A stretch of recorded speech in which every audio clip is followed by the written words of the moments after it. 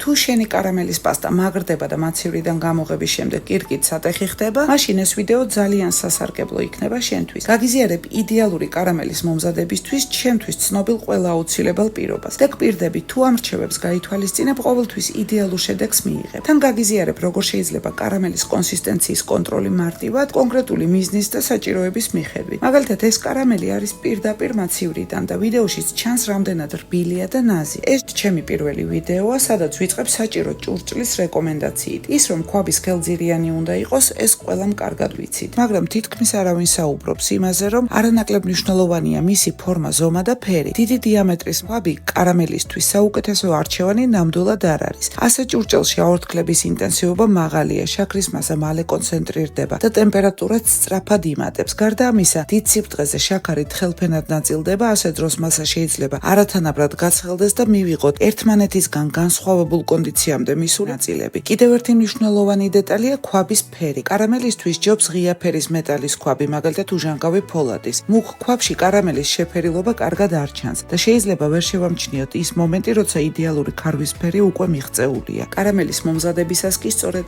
ეს წამებია გადამწყვეტი. ამიტომ საუკეთესო არჩევანია სქელძირიანი საშუალო დიამეტრის შედარებით ღრმა და ღია ფერის მეტალის ქვაბი. ბევრი კი ვილაპარაკე იდეალურ ჭურჭელზე, მაგრამ მე თვითონ არ მაქვს ამ ეტაპზე ასეთი და დაფაში ვამზადებ. ამას უკვე თვალდახუჭული ვაკეთებ, მაგრამ თუ შენ პირველად ამზადებ, მაინც ჯობს რომ სწორი ქვაბი გამოიყენო. მოკლედ დავიწყოთ. პირველ რიგში ნაღები და კარაქი მივიყვანე ადუღებამდე. პარალელურად ქვაბში ჩავყარე შაქარი, დავამატე ინვერტული სიროფი და წყალი. ინვერტული სიროფი თუ არ მოგიმზადებია, შემოიჭყიდე, ჩემთან რეცეპტი გაზიარებული მაქვს. დავდგი საშუალო ცეცხლზე და მუდმივი მორევით მივიყვანე ადუღებამდე შაქარი რომ გაიხსნას. ალბათ არაერთხელ ხსმენია როგორ გვაფრთხილებენ, რომ კარამელს მორევა არ უყვარს. ამან არ დაგაბნიოს, ეს ვრცელდება მშრალი წესით მომზადებულ კარამელზე, მხოლოდ შაქარს რომ ადნობენ. ამ შემთხვევაში კი, რადგან წყალსა და ინვერტულ სიროფს ვიყენებ, დუღილის დაწყებამდე მორევა შეიძლება და კარგიც კი არის. როგორც კი წამოდუღ და მორევა შევწყვიტე, ეს მნიშვნელოვანია. ქვაბის გვერდებზე დარჩენილი გაუხსნელი შაქრის კრისტალები სველი ფუნჯით ჩავწმინდე და როგორც კი კარამელმა მიიღო სასურველი შეფერილობა, გადმოვდგი. დავაცადე დაახლოებით 10 წამი იმისთვის, რომ აქტიური დუღილი შეჩერდეს და შემდეგ დავამატე ნაღების და კარაქის ცხელი ნაზავი. მას აქტიურად აქაფთა, ეს ნორმალურია, განუწყვეტლი ვურევ. მე მარილიან კარამელს ვამზადებ, ამიტომ დავამატე მარილიც. და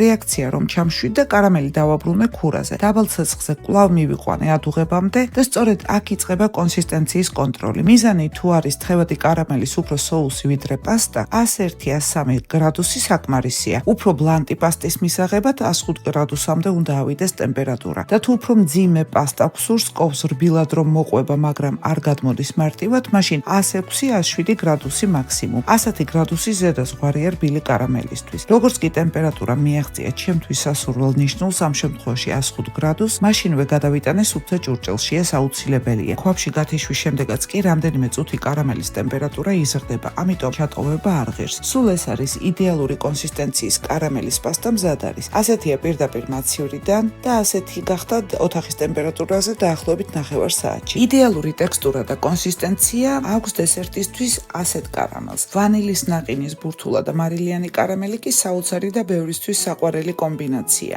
კარამელის მომზადება სულაც არ არის რთული. მეტწილად საიდუმლო ტემპერატურის კონტროლშია. და თუ აქამდე არ გამოგდიოდა, სცადე აუცილებლად გამოგივა. მადლობა რომ მიყურე ბოლომდე.